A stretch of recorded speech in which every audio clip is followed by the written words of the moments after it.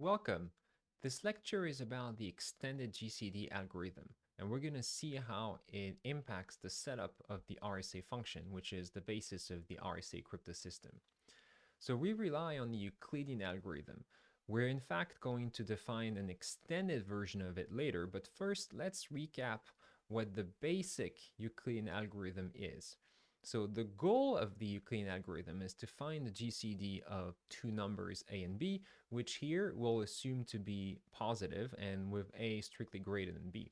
So we create a sequence of numbers r0, r1, r2, etc. that satisfy that r0 is a, r1 is b, and then each new ri is the remainder of the integer division of the previous ri. So for example, r2 is r0 is the remainder of the division of r0 by r1. And then R3 is going to be the remainder of the division of R1 by R2, etc., etc. And now we, at some points, this is, and we're going to prove that in a subsequent slide, this ends up reaching zero. So its sequence reaches zero. And when we do, then we look one step back and we say that the GCD of A and B is the least, the last non-zero remainder of the sequence. Now, we're going to prove it, but first let's see how this works on an example. So assume you have A and B equals respectively 33 and 17, then R0 is 33, R1 is 17, and then 33 divided by 17 gives you a remainder of 16, and then you divide 17 by 16, you have 1, and then you divide 16 by 1, the remainder is 0 because 1 divides 16, so the GCD is 1. Now let's give a proof of the correctness of this algorithm. So the proof of correctness, so first what we notice is we have a strictly decreasing sequence of remainders as long as the Ri are 0, okay? So what it means is we're gonna reach a least non-zero term that we'll call D because we want it to be the GCD. So assume that we have A mod B equals R, okay? That is a general statement. Then what you have is that both you can write down by, letting Q be the quotient of the integer division of A by B, you have that A equals B times Q plus R. But also you can say R is A minus B times Q. So what happens if you have a divisor of both A and B? Then, because you can write down AR equals A minus BQ, so as a linear combination of A and B, you have that divisor will also divide R. So a common divisor of A and B is a common divisor of B and R. And on the other direction, assume that you have a common divisor of B and R because you can write down A as B times Q plus R, so linear combination of B and R, then it will also be a common divisor of A and B. So what we have is that the common divisors of A and B are exactly those of B and R. Now, what can we make of this? Well, we have, if the common divisors are the same, the GCD is the same. So the GCD of A and B is the GCD of R0 and R1. And because then the RIs are defined inductively as the division, the remainders of the divisions by the two previous Rs, then we have the GCD, all the divisors of R0 and R1 are those of R1 and R2, in particular the greatest one. So the GCD of R0 and R1 is that of R1 and R2, and you can continue this inductively, telling you that the GCD of A and R is also the GCD of RK minus 1 and RK. But RK is 0. It's the first 0 remainder of the sequence. And the GCD of RK minus 1 and 0, well, everything divides 0. So it is, in fact, R sub K minus 1, which is what we wanted to prove. So we have that the Euclidean algorithm is correct. Now, what is the extended version of the Euclidean algorithm? So now what we want is to find a solution, to find an instance of Bezout's lemma. So we want to find that U times A plus V times B equals the GCD. So we construct sequences. So U and V and R. So the RIs are the same as before, but now we're constructing two sequences. And so we want this condition, that's the Euclidean algorithm redefined here. And we also want that the UI and the VI satisfy at every step of the way that UI times A plus VI times B equals RI. Now, how do we do this? This is our wish list, okay? That is not the algorithm itself. So, except that this gives you, of course, the beginning. So at the beginning, we have U0 and V0. We set them to 1 and 0 respectively. And then U1 and V1, we say this is going to be 0 and 1 respectively, okay? And that with R0 and R1 gives you the first two terms of the three sequences, okay? And now we have to find sort of an inductive description. So the RIs are already defined inductively. So we have right there all the RIs of our sequence defined because we have the first two terms and an induction formula that links the third term from the previous two terms. But how do we define the UIs and the VIs? Well, we have to, so it helps to define Q as the quotient of the integer division of our RI by, of RI minus 2, sorry, by RI minus 1. And then we can define UI from UI minus 2 and UI minus 1 in this way, and VI from VI minus 2 and VI minus 1. So this is our definition here.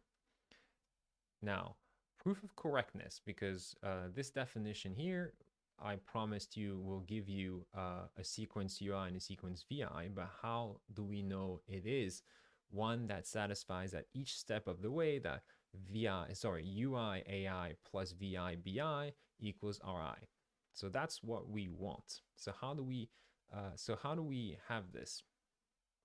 So we have at every step of the way that RI equals RI minus 2 minus Q RI minus 1. So we can rewrite both RI minus 1 from the induction hypothesis that we've previously built terms that are UI minus 2 and UI minus 1 and VI minus 2 and VI minus 1. We can rewrite RI minus 2 as this term here, depending on A and B and the U and V at step I minus 2, and you can do the same for R I minus 1 here. You can rewrite it that way. And then you can regroup each of the terms that are multiplied by A and each of the terms that are multiplied by B. And this is what you get here. And so if you define UI to be this and VI to be this, then what you have is, of course, that RI equals UI times A plus VI times B. So that gives you the inductive definition of the UI and VIs to satisfy your property. Now, at the end, Rk minus 1 is the GCD of A and B, and that's from the basic version of the Euclidean algorithm. So by taking that relation, that equality at I equals k minus 1, what you have is U sub k minus 1 times A plus V sub k minus 1 times B equals the GCD of A and B, which means that you found the U and V of Bezout's lemma. Now, I have to say, they don't have to be equal, they don't have to be unique. So when I say the U and V, of course, you find some U and V that satisfy Bezout's lemma. So let's look at it an example. Let's say same as before, A equals 33 and B equals 17. So here's our sequence of RIs, which we knew. And now what are our UIs? So we have the U0, V0, and U1, V1 are given to us as the beginning of the induction, okay? So we always choose these ones. And then we divide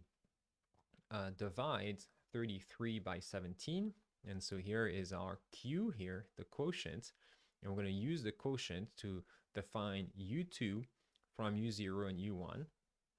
And that gives you U2 equals 1, sorry.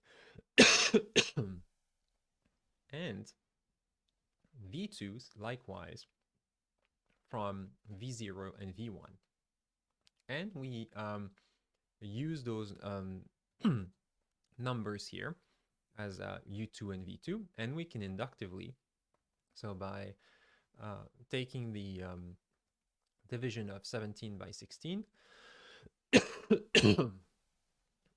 we have the same Q here, so that's just coincidental, but Q, our quotient is 1, and so that allows us to define U3 from U1 and U2, and then to have V3 from V1 and V2. And then we note those U3 and V3.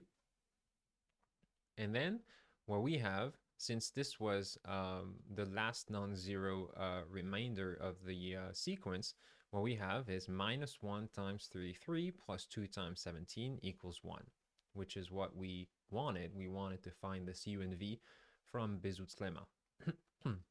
Now, how does this relate to the setup of RSA? Why was this important for RSA? So remember, RSA works this way.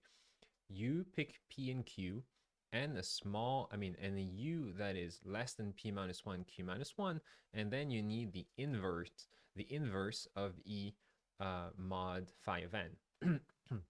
So how do we do this? If you are setting up the system, what you would want to do is having, so choosing P and Q that are coprime, and choosing E, and then inverting E to find D, okay?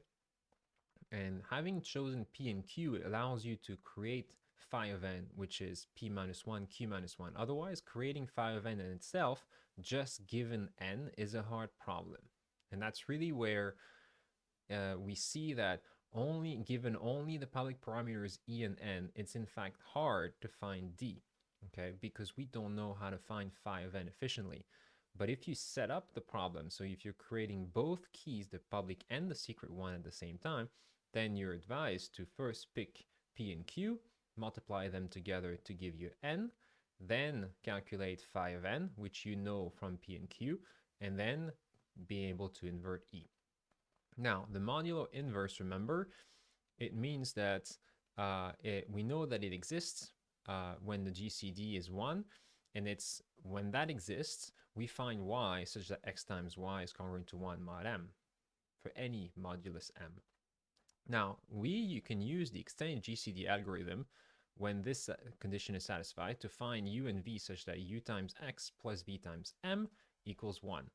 Which means that u times x equals 1 minus v times m, which is congruent to 1 mod m, so u is an inverse for x mod m. So in our case, from previously, we have minus 1 times 33 plus 2 times 17 equals 1. So we have that 2 times 17 is congruent to 1, so 2 is an inverse of 17. So when we have d less than phi of n,